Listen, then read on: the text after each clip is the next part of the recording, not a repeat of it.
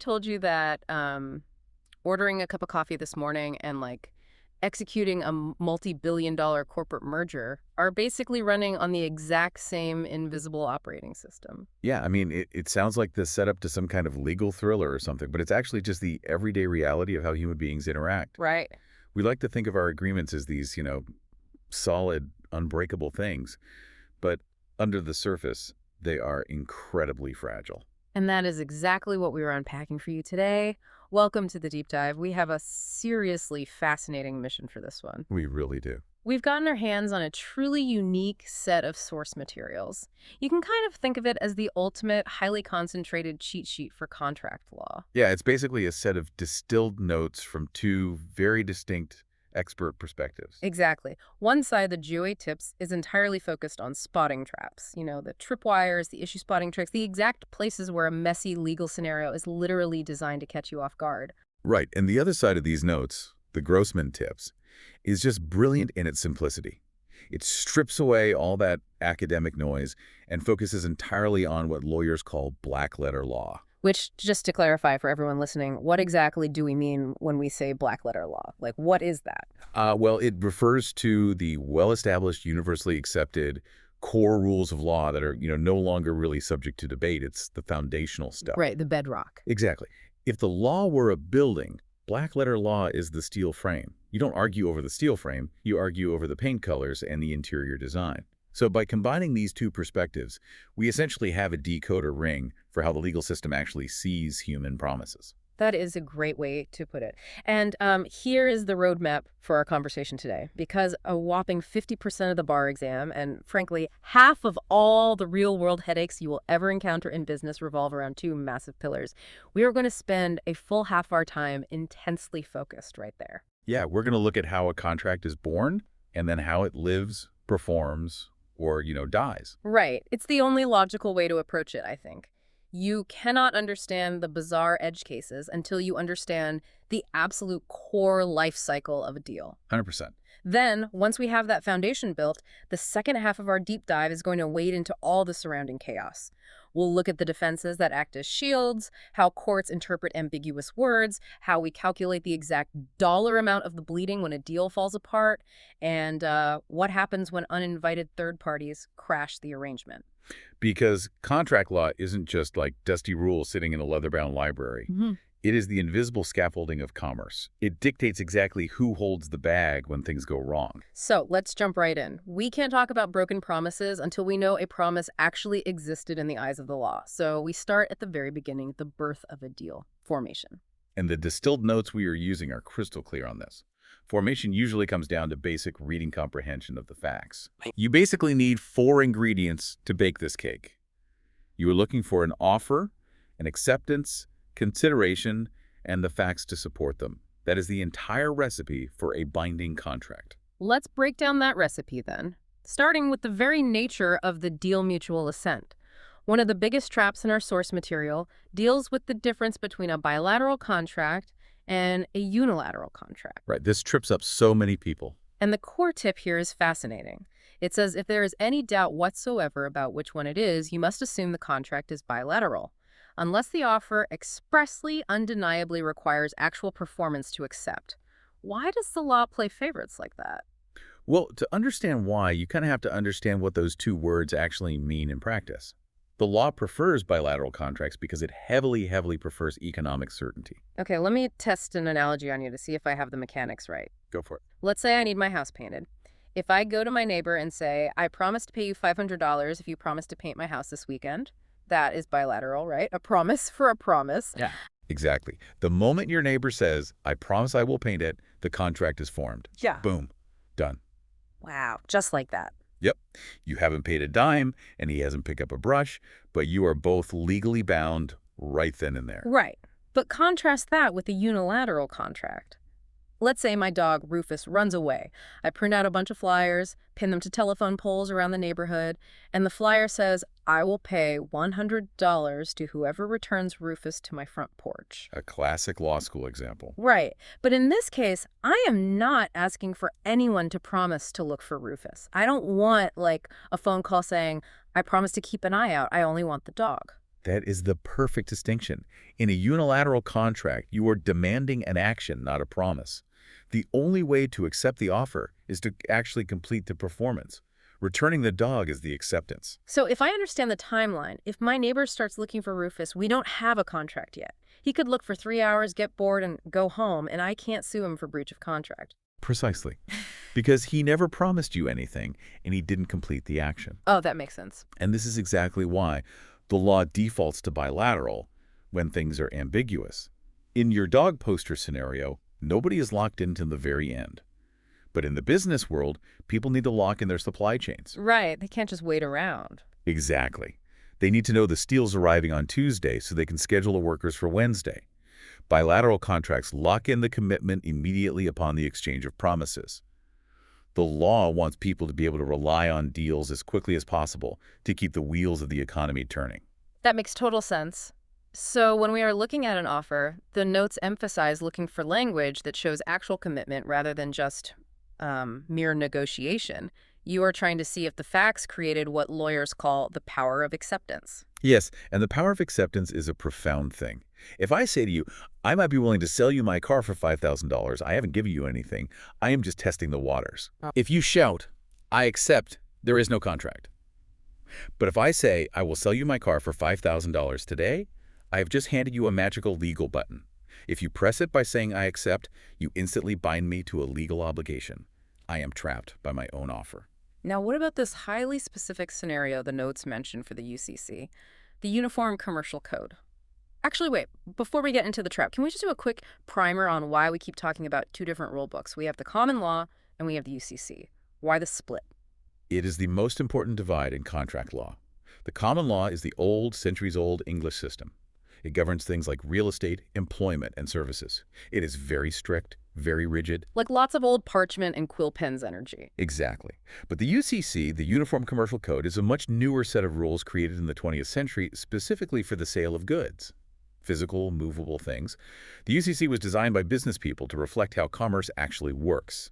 It is much more forgiving and focused on keeping deals alive. Okay, so with that in mind, the notes bring up this trap called the PS2 Rule for Prompt Shipment Offers under the UCC. It says that if a buyer demands prompt shipment, the seller can accept the offer either by a promise to ship or by actual shipment. What is the underlying mechanism there? Okay, imagine you are the manager of a massive retail store, and it's mid-December. You run out of the hottest toy of the year. A nightmare scenario. Truly. So you send a frantic purchase order to the manufacturer saying, need 10,000 units immediately. That is an offer demanding prompt shipment. Under the strict old common law, we might have to argue about how the manufacturer was supposed to accept that offer. Do they have to mail back a signed acceptance form? Which would take days, and you lose the holiday rush. Exactly. So the UCC's PS2 rule steps in and says, let's reflect reality. The manufacturer can accept your offer and lock in the binding contract by either picking up the phone and saying, we promise they're going out tomorrow. That's a promise to ship. Or they can just silently pack the boxes, put them on a truck, and send them to you. The physical act of shipping legally constitutes the acceptance of the deal. That is incredibly practical. Business moving at the speed of business. But here's where my head starts to spin. What happens when the two worlds collide? The notes call this the mixed contract dilemma. What happens when goods and services are bundled together? Oh, this is a classic. Give me a hypothetical. Okay, let's say I hire a company to build and install a completely custom $50,000 integrated smart kitchen system. Nice. Thanks. Now, it includes physical goods, the high-tech fridge, the ovens, the smart counters, but it also includes a massive amount of services. The custom carpentry to fit it into my weirdly shaped walls, the plumbing, the software programming to make the fridge talk to my phone. If a dispute arises, which rule book are we playing by? Common law or UCC? This is such a huge trap, and it matters immensely because, as we'll see later, the UCC might let you cancel the whole deal over a tiny scratch, whereas the common law might force you to pay for the whole kitchen anyway. Wow. The notes give us a very pragmatic tool here, the predominant purpose test. You have to look at the entire transaction and ask, what is the primary thrust of this deal? So how do I actually measure that? Do I literally look at the invoice to see where the money is going? That is absolutely the best place to start. You look at the balance of the cost. If the physical appliances cost $40,000 and the installation labor is a flat $10,000 fee, the predominant purpose is the sale of goods. The UCC governs the entire contract, including the installation part. But what if it's flipped? What if I hire a famous artist to paint a mural on the side of my commercial building? The paint itself, the physical goods, might only cost $500. But I am paying the artist $49,000 for their specific vision and labor. Then the predominant purpose is the service. The common law governs the whole thing, including the physical paint. The notes also give a great secondary tip look at when the payment becomes due. Oh, interesting. How does that work? Well, if the contract says you pay upon delivery of the items to your loading dock, it's likely a goods contract. If you pay only upon completion of the labor, it leans heavily toward a services contract. That is a really great metric. Okay, so we know what rule book we're in, but what if we are just, like, sloppy when we make the deal? What if we leave important things out? This brings us to indefiniteness. And the notes explicitly warn us, do not let missing terms automatically kill a UCC contract. Right. This perfectly illustrates the difference between the rigid common law and the forgiving UCC. Under the old common law, if you and I agreed to a deal but we forgot to explicitly state the price or the delivery date or the location, a judge would look at it, throw their hands up and declare, this is too indefinite, no contract exists. Because the judge doesn't want to rewrite the deal for us. Exactly, they aren't going to make up terms. But the UCC assumes that business people generally want their deals to go through. So the rule is, as long as the parties actually intended to make a contract, the UCC will step in and save it by providing what they call gap fillers. Gap fillers. Okay, so if two merchants shake hands and say, I'll buy 1,000 pounds of flour from you, but they completely forget to negotiate the price, the UCC just magically inserts one. Not magically, but reasonably. The UCC will insert a reasonable price at the time of delivery, which usually just means the fair market value. They have gap fillers for time of delivery, which becomes a reasonable time and place of delivery, which defaults to the seller's place of business. Wow. Yeah, the UCC will bend over backward to keep the contract alive so commerce keeps moving. But there's a massive exception to this that the notes highlight in bright red, the quantity exception. Yes, the UCC can guess the market price of flour. It can guess a reasonable delivery date, but a court absolutely cannot guess how much flour you wanted to buy. Did you want 10 pounds or 10,000 pounds? If you leave the quantity out, the gap fillers cannot save you. The contract is dead for indefiniteness. Unless, and here's the trap, unless it is a specific type of contract. The notes mention output or requirements contracts. Right. An output contract is where I say, I will buy all the flour your mill produces this year. A requirements contract is where I say, I will buy all the flour my bakery needs from you this year. But wait, neither of those has a specific number. All I need could be 0 or it could be 1,000,000 pounds. Why doesn't that fail for indefiniteness? Because it is tethered to something objectively measurable. Actual, good faith operational output or need. A court can look at your bakery's historical data or the size of your ovens and determine what your actual requirements were. It's not a specific number on paper, but it is a mathematically determinable amount based on reality. So the UCC allows it. I love the mechanics of that. It's so practical.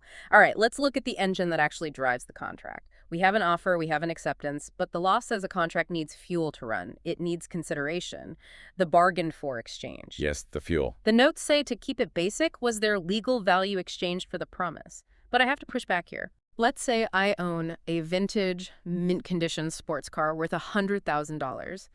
I sell it to you for one single dollar bill. We sign a paper, you give me the dollar, I give you the keys. Is that actually a valid contract, or is the court going to look at that and say, come on, that's just a badly disguised gift to your friend? This trips up so many people. What's fascinating here is that the law fundamentally respects the freedom of contract. The notes are explicit on this. Do not get distracted by a bad bargain. A tiny, almost meaningless amount of legal value, even that single dollar bill, can support consideration if it was genuinely bargained for. So the gross inequality of the values doesn't void the deal? No, not at all. Historically, this is called the peppercorn theory, the idea that a single peppercorn is sufficient consideration to bind a massive contract. The court's job is not to act as your financial advisor. If you are foolish enough to trade a Ferrari for $1, or if you simply valued that specific dollar bill more than the car, the court says, fine, you made a bargain. But wait. How does a judge tell the difference between a real bargain and a fake one? Like, what's stopping everyone from just giving $1 gifts to avoid taxes or whatever? Well, that is where the notes provide a crucial distinction. You have to ask whether the condition was bargained for or whether it was merely the logistical requirement to receive a gift. Oh, let's run a hypothetical on that. I need to visualize this. Okay, imagine I say to you, I'm feeling generous today. I want to give you my sports car for free, but I'm too lazy to drive it to you. If you walk over to my driveway, you can have it. So I walk 3 miles to your house. I mean, it's a free car. Right. And right as you get to my driveway, panting and sweating, I say, never mind, I changed my mind. Can you Right. sue me for breach of contract? You took an action. You walked 3 miles. Well, based on what you're saying about consideration, I think the answer is no. Because you didn't bargain for my walk. You didn't desire my 3-mile walk as the price of the car. Walking over was just the logistical way for me to collect your gift. Precisely. But let's tweak the facts. What if I say, I am desperate. My driveway is covered in 3 feet of snow. I hate shoveling. If you come shovel my driveway, I will give you my sports car. Now you are explicitly bargaining for my physical labor. You want the snow gone, and you are offering the car as the price for my sweat. I shovel the snow, you owe me the car. Contract formed. Exactly. It's the difference between a logistical condition for a gift and a bargain for exchange of legal value. But the notes also bring up a safety net. What happens if consideration is completely missing, but someone still gets seriously hurt by relying on a broken promise? Right. The notes mention substitutes for consideration, specifically promissory estoppel, reliance, and restitution.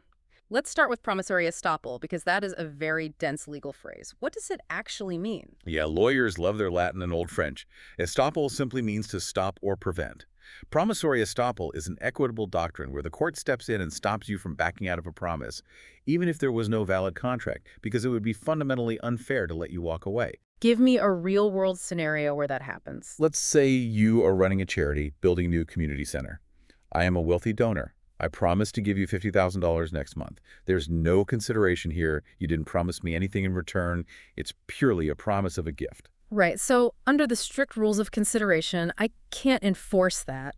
I just have to hope you're a good person. Usually, no, you Yeah. can't enforce it. Yeah. But what if, based on my promise, you immediately go out and sign a binding $50,000 contract with a construction crew to pour the foundation? You legally obligated yourself because you relied on my promise. Then I call you and say, sorry, stock market took a hit. I'm keeping my money. Oh, I would be ruined. I owe the construction crew 50 grand that I don't have. And that is exactly where promissory estoppel kicks in. The court will say, look, there was no consideration, no formal contract. But it was entirely foreseeable that the charity would rely on that massive pledge, and they did rely on it, to their detriment. The court will enforce the promise, at least to the extent of the money you committed, to prevent injustice. That's amazing. What about restitution? The notes say that is another substitute, focused on unjust enrichment. Right. Restitution is about making sure someone doesn't get a free ride at someone else's expense. Yeah. The notes clarify that restitution is measured by the benefit the defendant wrongfully kept, not by what the plaintiff expected to make in profit. It's basically a clawback mechanism when a contract fails, but value was still transferred. Okay, so we've established how a deal is born. Let's talk about changing the deal halfway through. Modifications. This is a huge trap in the notes, and it features another massive split between the common law and the UCC. Yep. If someone tries to hold me up for more money halfway through a job, how do the two rule books handle it? Let's use Bob the Builder. You hire Bob to build a wooden deck in your backyard for $5,000. Bob completes the frame, then completely stops working. He comes to you and says, look, lumber prices went up a bit. I need an extra $1,000 to finish, or I walk. You panic because you have a huge backyard party this weekend. So you say, fine, I'll pay $6,000. Well, building a deck is a service, so we are in common law. Correct. Under the common law, is your promise to pay the extra $1,000 legally binding? I'm going to guess no, because what is the consideration? Bob is already legally obligated to finish the deck for $5,000. Doing what you already promised to do can't be new consideration. You nailed it. That is called the pre-existing duty rule. The common law requires new consideration to modify a deal. If Bob wanted that extra $1,000, he needed to offer something new like promising to paint the deck or finish it 2 days early. Without new consideration, the modification is dead. You can let him finish, pay him the original $5, and tell him to pound sand on the extra $1,000. Wow. But the UCC is different. Very different. Let's switch from Bob building a deck to Sarah, who runs a coffee shop, buying 1,000 custom ceramic mugs from a manufacturer. Halfway through production, the manufacturer calls Sarah, The global price of ceramic clay just quadrupled overnight. We literally cannot afford to make these for the original price. We need a 10% increase. Sale of goods. We are in the UCC. Right? The UCC explicitly throws out the pre-existing duty rule. It says you do not need new consideration to modify a contract for goods. All you need is good faith. A legitimate, unforeseen market shift is a perfectly valid good faith reason to modify the price.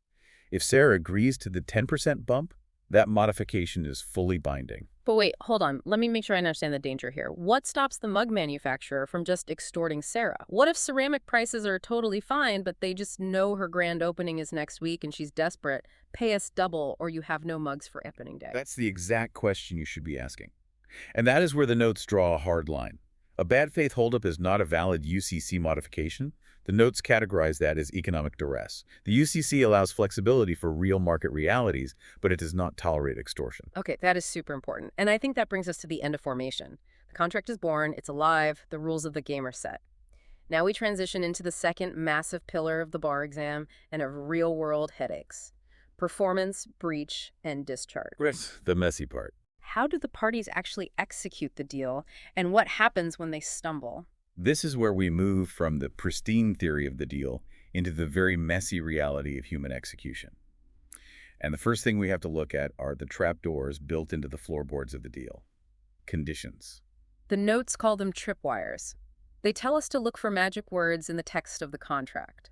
Words like if, unless, provided that, on condition that, and only if. It is absolutely vital to separate a promise from a condition. A promise is an obligation. I will paint your house. If I don't do it, I breach the contract, and you can sue me for whatever damages that caused. But a condition is entirely different. A condition controls whether a legal duty ever activates in the first place. So if my contract says, I promise to buy your house for $500,000, provided that the house passes a structural inspection, passing that inspection isn't a promise the seller is making. They aren't guaranteeing it will pass. It's a tripwire. Exactly. If the inspector finds termites and the house fails, the tripwire isn't triggered. Your legal obligation to buy the house never activates. You don't have to buy it, and the seller can't sue you for breach of contract because your duty to perform was entirely conditional. But the notes spend a lot of time on how conditions can be excused, or basically how they can just vanish. It mentions waiver and bad faith. Let's look at waiver first. Say you have a contract to buy a ton of steel. And the contract says buyer's duty to pay is expressly conditioned on the steel being delivered by 5:00 p.m. on Tuesday. That is an express condition. Tuesday morning, you call the seller and say, hey, my warehouse is full. Don't worry about the Tuesday deadline. Wednesday morning is fine. I just voluntarily gave up the protection of that condition. You waived it. When the steel arrives on Wednesday morning, you cannot refuse to pay and claim, aha, the Tuesday condition failed. The law won't let you play games like that. Okay, what about bad faith? The notes say you can't sabotage the condition. Right. Let's go back to your house purchase. Your obligation to buy is conditioned on you securing a mortgage from a bank at a 5% interest rate. You sign the contract, but a week later you find a different house you like better. You want out of the first deal. So, right before the bank runs your credit check for the mortgage, you intentionally go out and max out 5 different credit cards to buy luxury watches. My credit score tanks. The bank denies the mortgage. The condition failed. You didn't get the mortgage. So you tell the seller, sorry, condition failed, I don't have to buy the house, but the seller finds out what you did. You actively sabotage the condition in bad faith. Oh, wow. The law punishes this severely. The court will excuse the condition, treat it as if you did get the mortgage, and hold you fully liable for breaching the contract to buy the house. You cannot trigger the trap door and then claim you fell through it by accident. That is incredibly punitive, but it feels so just. Okay, let's talk about the big one, breach. When is a deal actually broken? Because the distilled notes outline a fundamental difference in how courts measure a breach, and it is another massive canyon between the common law and the UCC. It's the great divide of contract performance. The rule of thumb in the notes is simple. Common law loves substantial performance. The UCC demands perfect tender. Let's unpack the common law side first. Substantial performance. We are talking about construction, services, things that take time and labor. There is a very famous old case from New York, Jacob and Youngs versus Kent, that explains this perfectly. A wealthy man hired a builder to construct a massive country estate. In the incredibly detailed contract, The specifications require that all the plumbing inside the walls use a very specific brand of pipe called reading pipe. Okay, reading pipe. The builder finishes the mansion. It's beautiful. But right at the end, the owner discovers that the builder accidentally used a different brand of pipe. Let's call it co-hose pipe. Now, the two pipes were identical in quality, identical in weight, identical in price, but it was technically the wrong brand. The owner refused to make the final payment on the house, claiming the builder breached the contract. Wait, did he breach? I mean, he promised brand A and used brand B? Technically, yes, it is a breach. Hmm. But under the common law, is it a material breach that excuses the owner from paying for the entire house? The court said absolutely not. To force the builder to tear down the walls of a finished mansion to replace identical pipes would be economic madness. Right, that would be insane. The court established the doctrine of substantial performance. The builder gave the owner essentially what he asked for, a fully functioning, high-quality mansion. He substantially performed his side of the bargain. So the owner just has to smile and write the full check, even though the builder broke the promise. No, the owner doesn't lose his rights. The owner still gets damages for the breach, but the remedy is adjusted. The owner must pay the full contract price, minus the difference in value between what was promised and what was delivered. Since the two pipes were identical in quality, the difference in value to the house was exactly $0. So the owner had to pay the full price. Substantial performance saves the contract from being blown up over minor deviations. That makes perfect sense for custom services. You don't want massive economic waste. But then we cross the divide to the UCC, goods. The notes say the UCC demands perfect tender. Hold on. If I order 10,000 custom bolts from my manufacturing plant and you send me a box with 9,999 bolts, the UCC lets me blow up the whole deal over one missing bolt. The short answer is yes. The perfect tender rule means the goods and the delivery must conform exactly to the contract, 100% perfection. If they don't, the buyer has the absolute right to reject the entire shipment, return it at the seller's expense, and cancel the contract. Why is the law so incredibly harsh on sellers of goods? Well, because goods are generally fungible. They're replaceable. If you send me the wrong pipes in a box, I haven't built a house around them yet. I can just reject the box, go to the open market, and buy the right pipes from someone else. The economic waste is minimal compared to tearing down a mansion. The UCC gives buyers extreme power to demand exactly what they ordered. But the notes carve out a specific critical exception to perfect tender: installment contracts. Yes, and this is where a lot of people get tripped up. An installment contract is where goods are delivered in separate, distinct shipments over time. Let's say you own a bakery, and you have a contract for a supplier to deliver 100 pounds of sugar to you on the first of every month for a year. Okay, 12 deliveries. In month 3, the truck arrives, and there's a hole in one of the bags. You only get 95 pounds of sugar. Under the normal perfect tender rule, you could blow up the contract. But because this is an installment contract, the rule changes. You cannot automatically cancel the entire year-long deal. Why not? They messed up the delivery. Because it would destroy long-term supply chains over clerical errors.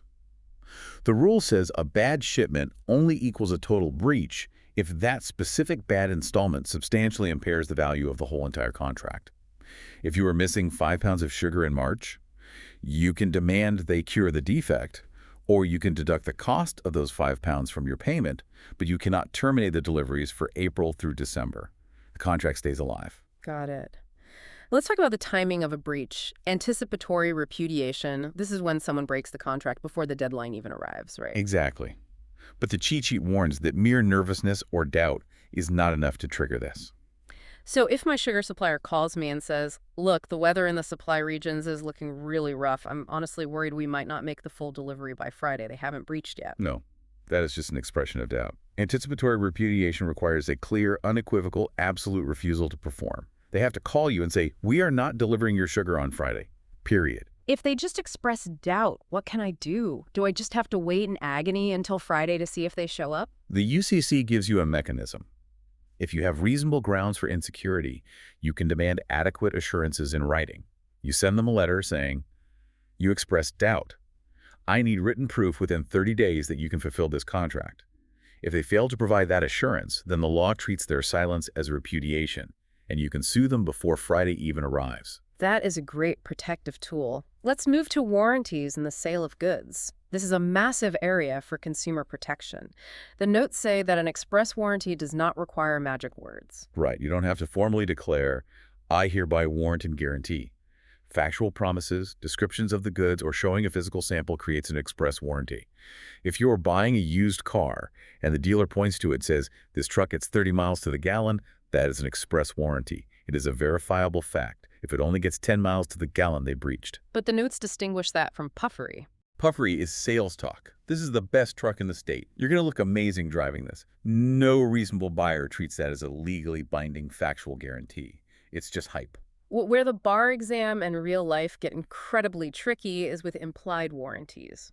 We have two main ones that operate invisibly in the background: the implied warranty of merchantability and the implied warranty of fitness for a particular purpose. Break those down for me. Let's start with merchantability. The key here is ordinary purpose fitness. If you buy a toaster from an appliance store, a merchant who regularly deals in those goods, that toaster comes with an invisible legal guarantee that it will toast bread safely. It is fit for its ordinary intended purpose. If you plug it in and it immediately catches fire, they breach the implied warranty of merchantability, even if the salesperson never said a single word to you. And what about fitness for a particular purpose? The notes emphasize the word rely. Imagine you walk into a specialized hardware store. You tell the clerk, I need a specific type of paint that will adhere to my fiberglass boat in salt water. The clerk nods, walks down the aisle, and hands you a blue can of paint. Okay, so they picked it out for me. Now, the ordinary purpose of that paint might just be painting the siding of a house, and it works perfectly for that, so it is merchantable.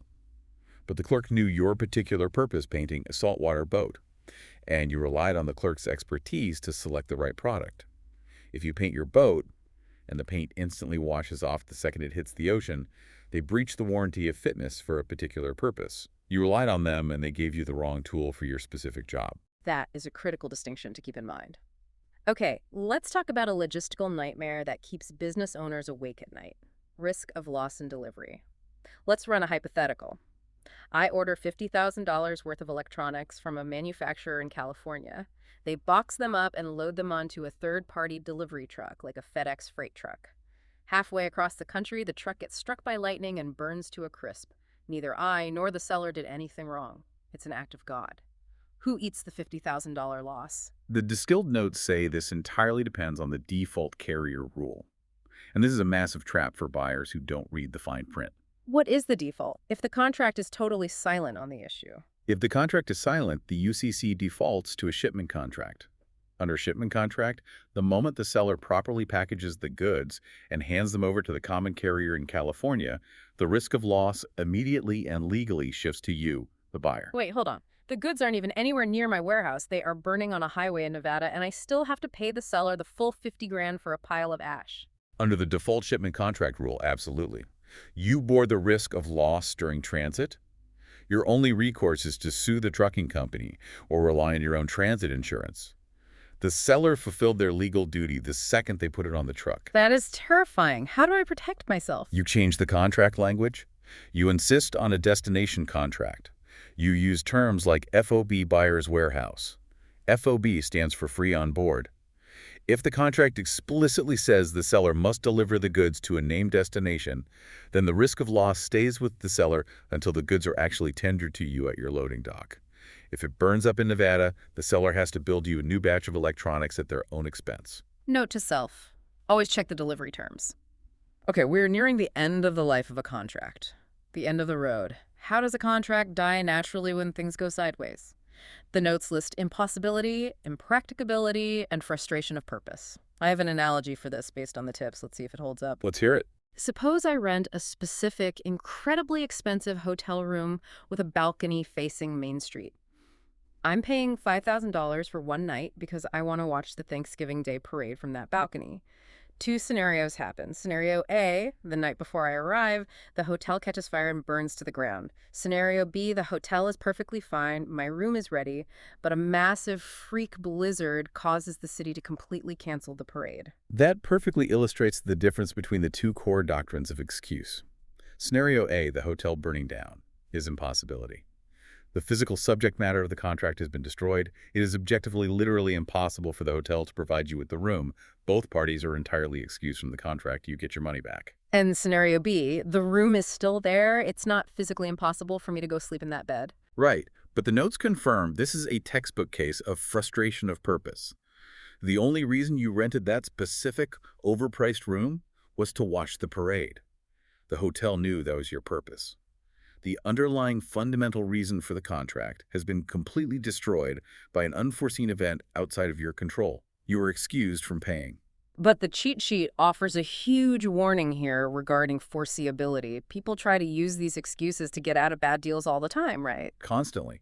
And courts almost always reject it when it comes to money. The notes explicitly warn that price fluctuations and ordinary market changes are generally foreseeable, so they do not excuse performance. So if I sign a contract to buy crude oil from you at $50 a barrel and suddenly a geopolitical war breaks out and the market price shoots up to $200 a barrel, you can't claim impossibility or frustration to get out of selling it to me at 50. Absolutely not. The law says that market fluctuations are the exact inherent risk you assume when you sign a fixed-price contract. Wars, inflation, supply chain hiccups, those are considered foreseeable risks in the business world. You made a bad bet on the market, and the court will make you honor it. Okay, one last thing on discharging a duty. What if we just want to change our arrangement to settle a debt? The notes mention the difference between accord and satisfaction versus a substituted contract. I want to build an analogy here. Is accord and satisfaction like a video game checkpoint system? Let's explore that. How so? Let's say I owe you $1,000. I don't have the cash, but I offer to give you my antique watch instead, and you agree. The agreement to accept the watch is the accord. The actual handing over of the watch is the satisfaction. The notes say the accord only suspends the old duty to pay the money. It doesn't kill it. So, like a video game checkpoint, the old debt is still lingering there in the background, saved. That is a brilliant analogy, yes. While you are walking over to my house to give me the watch, your duty to pay the $1,000 is just paused. If you flake out and refuse to hand over the watch, I can load the old save file. I can sue you for the watch, or I can revive the original debt and sue you for the $1,000. But a substituted contract operates differently. A substituted contract deletes the old save file immediately. If our intention is that the new agreement completely replaces the old one the exact moment we shake hands, that's a substituted contract. The old $1,000 debt is dead forever. If you then fail to deliver the watch, my only legal remedy is to sue you for the watch. I can never ask for the money again. It's a subtle distinction, but it dictates exactly what you can sue for when things break down. Okay, we have covered the birth, the life, the performance, and the natural death of a deal. We have built the foundation. That is the first 50% of our deep dive. Now we are pivoting. We are moving into the chaos, the defenses, the interpretations, the remedies, and the third parties. This is where we look back at the formation process and ask if the entire thing was tainted from the start. What if the contract was a zombie? The first category is incapacity and misconduct. And the notes start with a crucial vocabulary lesson that trips up a lot of people. Void versus voidable. It says illegality makes a deal void from the start, but incapacity, like being underage, usually makes it voidable. Think of a void contract as something made of dark matter. It doesn't legally exist. If you write a contract to hire a hitman to take out your rival, that contract is illegal. It is void ab initio from the beginning. Neither party can go to a court to enforce it. If you pay the hitman and he doesn't do the job, you cannot sue him for breach of contract. The court will not recognize the document. I would hope not. But voidable is a much more nuanced concept. It means the contract is entirely valid and functioning. But one specific party holds a magic wand, the power to cancel it if they choose to. The notes point out that for incapacity, you have to identify who the protected party is. So let's say a 17-year-old kid walks into a dealership and signs a 5-year financing contract to buy a new car. The minor is the protected party because they lack the legal capacity to contract. Exactly. The contract is voidable at their option. If the kid drives the car for a month and decides he doesn't want the payments, he can return the car and disaffirm the deal. But what if the kid loves the car and keeps making the payments? Can the dealership suddenly realize, wait, we sold a car to a minor, this is risky, we want to cancel the deal and take the car back? No. The dealership is not the protected party. They are fully bound by the contract as long as the minor wants to keep it. Only the vulnerable party gets to wield the magic wand to avoid the deal. That is fascinating. The law acts as a shield for the vulnerable. Now, what about situations where someone's free will is overcome? Duress and undue influence. I asked this earlier, but I want to dive deeper. Isn't a threat just a form of hard bargaining? Capitalism is rough. Where is the line? The notes draw a very sharp line here. Hard bargaining is perfectly legal. If I am the only guy in town selling a specific part and I say, I won't sell this to you for less than $10,000. Take it or leave it. That is just ruthless leverage. But duress requires an improper threat that completely boxes someone in, leaving them no reasonable alternative. Physical violence is obvious. Sign this or I break your legs is duress. But what about economic duress? Economic duress is harder to prove, but it happens. Let's say you have a contract to supply meals to a massive event tomorrow. You rely on a specific supplier for the ingredients. The night before, the supplier calls and says, I know if you don't deliver these meals tomorrow, you'll be sued into bankruptcy. So I am doubling the price of the ingredients, and I have intentionally bought up all the stock from every other supplier in a 100-mile radius so you can't go anywhere else. They created a trap. Yes, they used a wrongful act to box you in, leaving you with no reasonable economic alternative but to agree to the extortion. That is economic duress, and it makes the modification voidable. An undue influence. How is that different? Undue influence is much more subtle. It doesn't rely on an overt threat. It relies on exploiting a relationship of trust or dominance. Think of a caregiver isolating an elderly patient, or a lawyer manipulating a vulnerable client. It's about inequitable bargaining power and unfair persuasion. Wearing someone down until their will is replaced by yours. The cheat sheet separates them cleanly. Duress is threat pressure. Undue influence is exploiting a power dynamic. Let's talk about outright lying, fraud, and misrepresentation. The notes point out a trap here. A speaker can commit fraud by explicitly lying, obviously, but they can also be held liable for making what's called a reckless assertion. Right. Intent matters. If I sell you a used car and say, I guarantee this car has never been in an accident, and I know for a fact it was totaled and rebuilt last year, that is intentional textbook fraud. But what if I am just a flipper? I bought the car yesterday. I haven't looked at the history report. I have absolutely no idea if it's been in an accident. But to make the sale, I confidently look you in the eye and say, oh, absolutely, it's pristine, never been touched. I didn't know it was a lie when I said it. True, but you made an assertion of fact recklessly, without knowing if it was true or false, to induce the sale. The law treats that as a misrepresentation that allows the buyer to void the contract. What if I just keep my mouth shut? The notes say silence is generally not fraud. Caveat emptor buyer beware. In a standard arm's-length business transaction, you are not required to act as the other side's inspector. You don't have to disclose every minor flaw. However, the notes outline when silence becomes fraud. It happens when you have a special duty to speak, like if you are a fiduciary, or, more commonly, if you made a prior statement that later became false. Walk me through that timeline. You're selling your house. It's January. The buyer asks about the basement. You truthfully reply, the basement has never flooded. You sign the initial agreements. In February, a massive freeze causes a pipe to burst, and the basement is submerged in 3 feet of water. You pump it out, dry it off.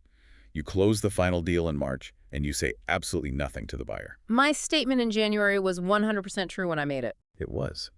But intervening events made it completely misleading by the time the contract closed. The law imposes a duty on you to correct prior statements that you know are no longer true. Your silence in March is legally considered active fraud. Oof. That is a trap a lot of sellers probably fall into. Okay, what about mistake? Not fraud, just someone genuinely getting the facts wrong. Who bears a burden? The notes say, do not infer mutual mistake. Look at unilateral mistake first. Right. A unilateral mistake means only one person is wrong, and the general rule is if you make a mistake, you lose. Let's say I'm cleaning out my attic. I find a box of my grandfather's old comic books. I think they are just silly old kid stuff worth maybe $100. I post them online. You are a collector. You agree to buy the whole box for $100. Right before I ship them, I realize there is a pristine copy of Action Comics #1 in there worth millions. I made a unilateral mistake about the value of what I was selling. Can I undo the contract? Generally, no. You bear the risk of your own ignorance. You had the opportunity to get them appraised, and you didn't. However, the notes point out a major exception. Does the other party know about the mistake? If you post photos of the comics online, and I, the expert collector, clearly see the million-dollar comic, and I know that you have no idea what you possess, the law might step in. You cannot snap up an offer that is so obviously the result of a catastrophic mistake. The court might allow you to rescind the deal because my taking advantage of your obvious error is inequitable. But what if we are both wrong? Mutual mistake. The notes say the facts need to show both sides were genuinely mistaken about the exact same basic assumption of the contract. The classic law school case from the 1800s is the Baron Cow case, Sherwood versus Walker. Two farmers agree to buy and sell a specific cow named Rose. They negotiate a very low price, practically the price of beef, because they both genuinely believe, based on her history, that Rose is barren and cannot breed. Okay, they both share a foundational assumption. Right. But before the seller delivers Rose, he discovers she is actually pregnant, which makes her vastly more valuable as a breeding cow. He refuses to sell her at the beef price. The buyer sues. Who wins? The seller wins. The court ruled this was a mutual mistake. The basic assumption, they thought they were trading a barren cow for meat, but in reality they were trading a breeding cow, was fundamentally flawed. They were basically contracting for a creature that didn't exist in the way they thought it did. In cases of mutual mistake about a core assumption, the remedy is rescission. The court hits the undo button and puts everyone back where they started. All right, let's tackle a defense that trips up everyone, from law students to veteran business owners. The statute of frauds. Putting it in writing. The notes explicitly state that you do not need a formal, notarized 50-page legal document. Grossman literally calls it a napkin-level writing. That is exactly right. We have this misconception that a contract has to have a wax seal and whereas written 20 times. The statute of frauds simply requires written evidence that the deals actually happened. The law just wants to prevent people from dragging each other into court and lying about massive high-stakes oral agreements. A receipt, an email chain, or a scribble on a napkin can satisfy the statute if it identifies the parties, the subject matter, and the essential terms. But the cheat sheet reveals a massive, mind-bending trap regarding signatures. The rule says the writing must be signed by the party against whom enforcement is sought. Yes. So wait, let's play this out. Yeah. You and I negotiate a massive land deal sitting at a coffee shop. I'm so excited. I grab a napkin. I write down the price, the location, the date. I sign the bottom of the napkin. I hand it to you. You look at it, nod, and just put it in your jacket pocket without signing it. A week later, you decide you don't want to sell me the land. You back out. I take you to court. I dramatically produce the napkin from my briefcase. Can I enforce that contract against you? You absolutely cannot. But my signature is right there. Yes, your signature is there. But who are you trying to enforce the contract against? You are trying to enforce it against me. The statute of frauds requires the signature of the party to be charged, the person trying to escape the deal. Since I didn't sign the napkin, you have zero written proof that I ever agreed to those terms. You only have proof that you agreed to them. That is incredibly treacherous. It is a one-way street. Because conversely, if you were the one who tried to back out, I could pull that napkin out of my pocket, take you to court, and enforce the deal against you, because your signature is sitting right there at the bottom. Note to self, never let the other guy leave without signing the napkin. The notes also spend time on the specific types of contracts that require a writing. Real estate is obvious. But they focus heavily on the one-year rule. What is the underlying mechanism there? The statute of frauds requires a writing for any contract that cannot possibly be fully performed within 1 year from the date the contract is made. Why? Because human memory is terrible. The law assumes that if a dispute arises 2 years from now, witnesses will misremember what was said or lie. If the performance stretches beyond a year, the law demands it be on paper to preserve the truth. But the trap in the notes says to count from the moment of formation, not performance. Exactly. Let's say it is January 1st. I offer to hire you to run my business for exactly 1 year. It's a 1-year job. But the job doesn't start until February 1st. The performance itself is only 12 months long. Right. But the timeline from the day we shook hands and formed the contract, January 1st, to the day the performance finally concludes, January 31st of the following year, is 13 months. Because the span from formation to completion is greater than 1 year, the law says human memory will degrade. That contract must be in writing to be enforceable. That is a brilliant mechanical breakdown. Okay, we are moving into interpretation, contract content, and parole evidence.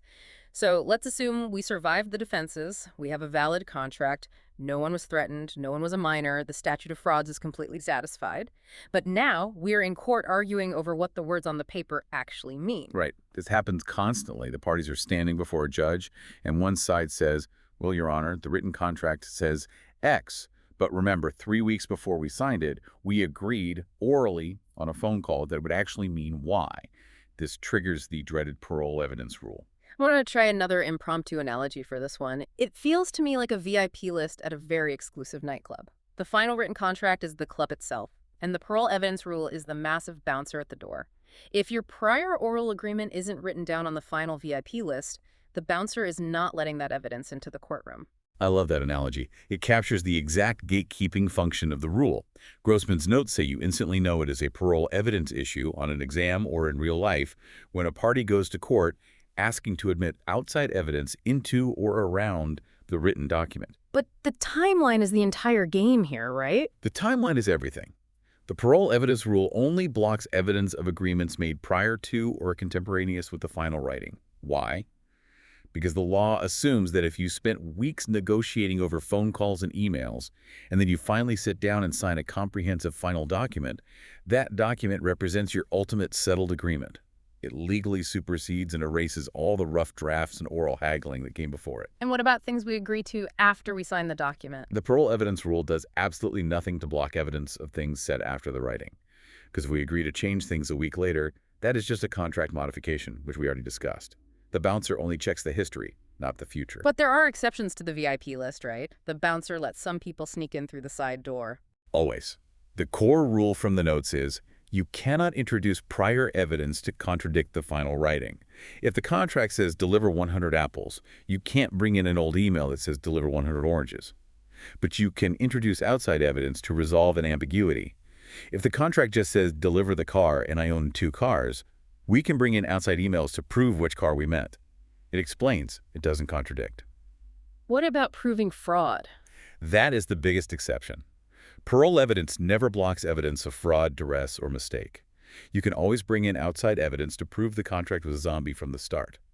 The bouncer will always let claims of fraud into the club. What about a merger clause? The notes mention this as a shield. It's a sentence at the end of a contract that says, this document is the complete and final agreement between the parties, superseding all prior discussions. Does that lock the doors completely? It creates a very strong legal presumption of what's called complete integration. It tells the judge, we didn't leave anything out. Do not let any outside terms in. It will successfully block evidence of prior side deals or collateral agreements. However, the notes warn a merger clause does not wipe out fraud. You cannot lie to my face, get me to sign a contract, and then hide behind a boilerplate clause that says this is the complete agreement. The law won't allow a contract clause to immunize intentional deceit. Good. That seems just. Now, how do courts figure out what ambiguous words actually mean if there is no outside email to clarify? The notes give a downward hierarchy for the UCC. Yes. When interpreting a commercial contract, the UCC searches for context in a very specific, descending order. First, they look at express terms, the actual dictionary definition of the words on the paper. That is the highest authority. If the words are still ambiguous, they step down one level to course of performance. Meaning how we have acted in this specific contract. Right. Say a contract calls for regular deliveries of wheat. What does regular mean? Daily. Weekly. If, for the first 6 months of the contract, you have delivered wheat every Tuesday without me ever complaining, that course of performance legally defines what regular means for us.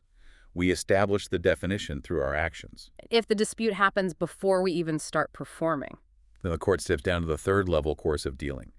How have you and I acted in our past contracts with each other? We have a historical relationship. Let's look at that. And if this is our first time doing business, the court steps down to the final level trade usage.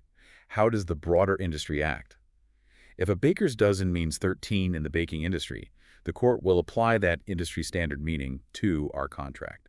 It is a very logical, practical search for meaning. Okay, we are moving into the final stages. Remedies. The contract was valid, it was breached, the defenses failed, someone owes someone else.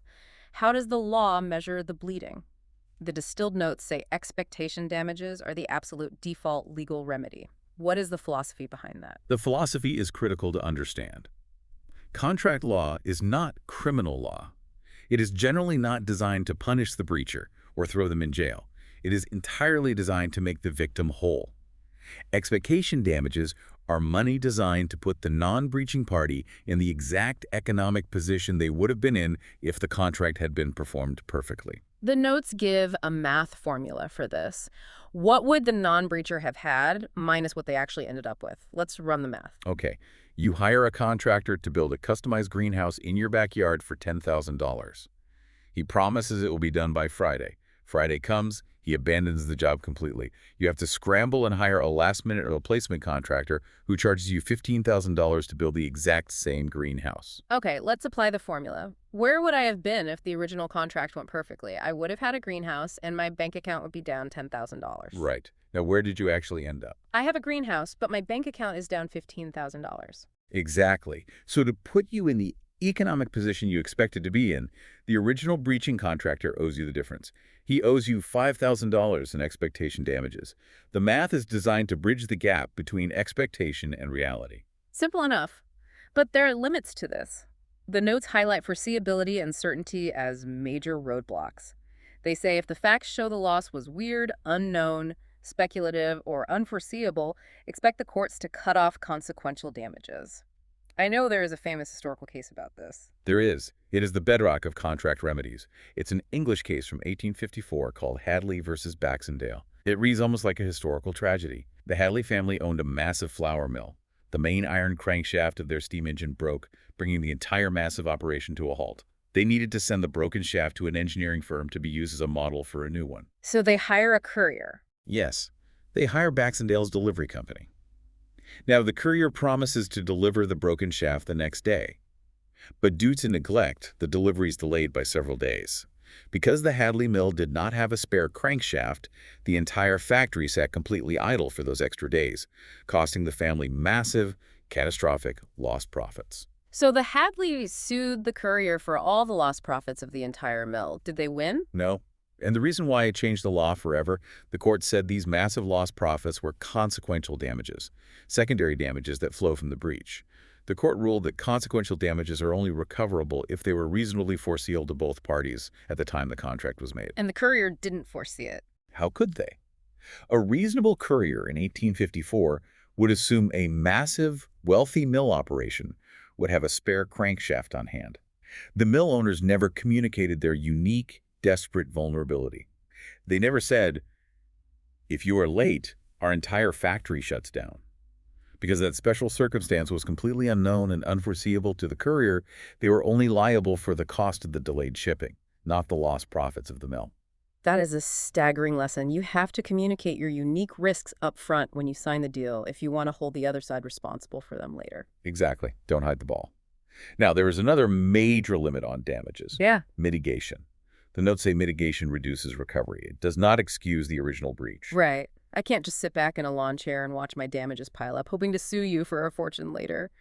Let's say a tenant signs a 1-year lease on an apartment, but breaks the lease and moves out with 6 months left. The landlord can't just leave the apartment empty, twiddle their thumbs for half a year, and then sue the tenant for 6 months of rent. Correct. The law imposes a duty on the victim to mitigate their damages, to make reasonable efforts to stop the bleeding. The landlord must put up an ad, show the apartment, and try to find a replacement tenant. So what happens if they do? If the landlord reasonably finds a new tenant after 1 month, the court will look at the math. The tenant originally owed 6 months, but the landlord avoided 5 months of losses by finding a new renter. The court will subtract those avoidable 5 months. The original tenant still breached. They are still the bad guy. They still owe the landlord for the 1 month it sat empty, plus maybe the cost of advertising. But the landlord cannot recover losses they could have reasonably avoided.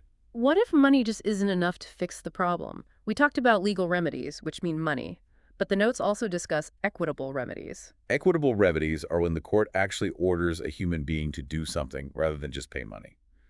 The biggest one is specific performance. This is where a judge orders the breaching party to actually complete the contract.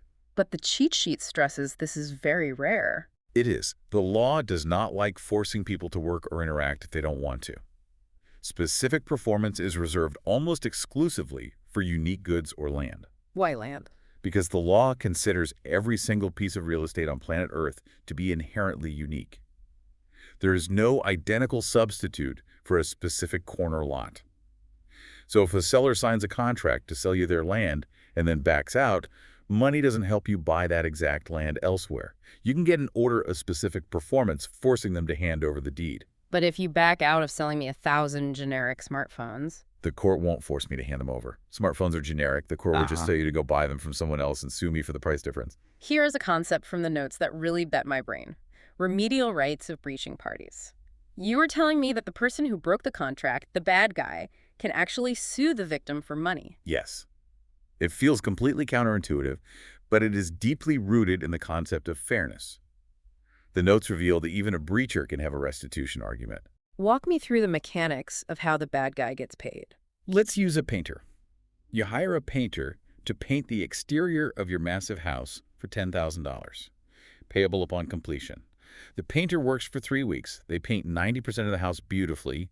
Then, for some inexplicable reason, they pack up their van, quit, and refuse to finish. They materially breached the contract. They abandoned the job. I don't owe them the $10,000. True, you do not owe them the contract price.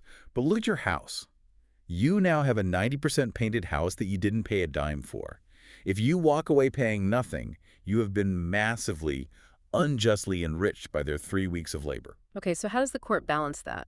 The law intelligently separates liability from remedy.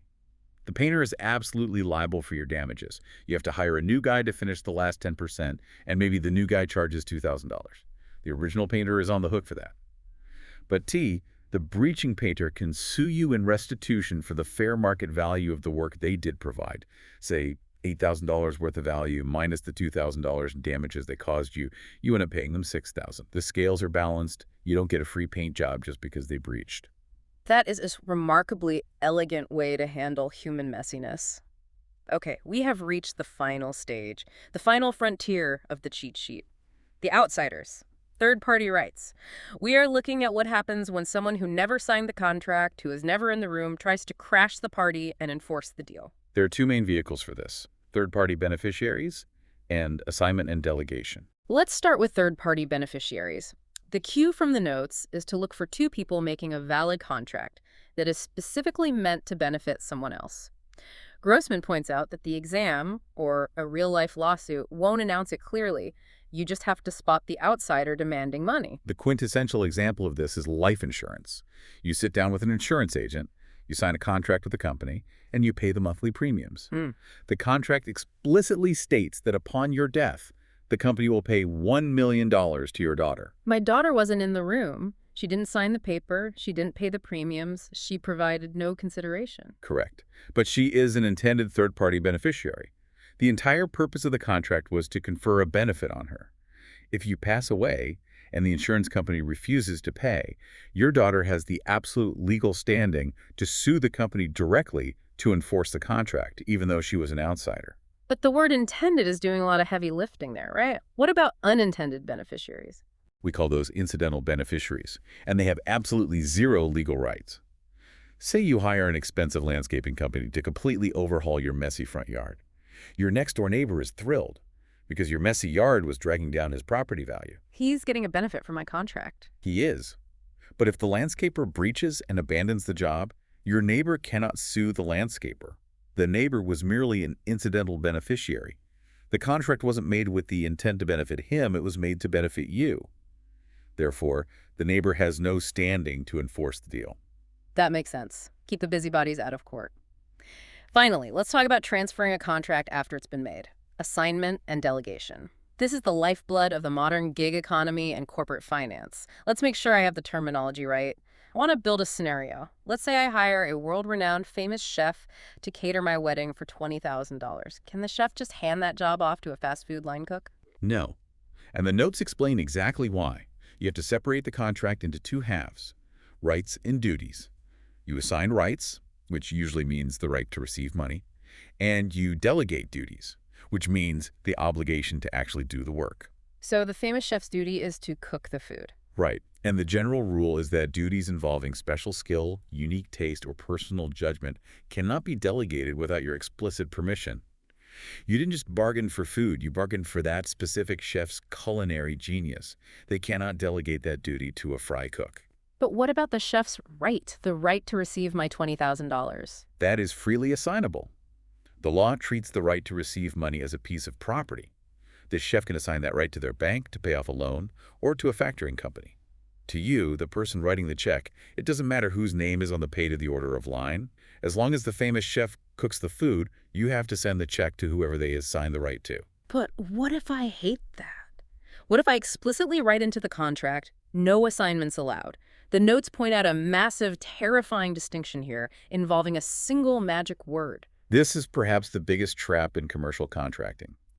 Thousands of businesses have boilerplate language in their contracts that says, assignments of this contract are prohibited. Sounds pretty clear to me, a speed bump to stop transfers. It's a speed bump, but it doesn't stop the car.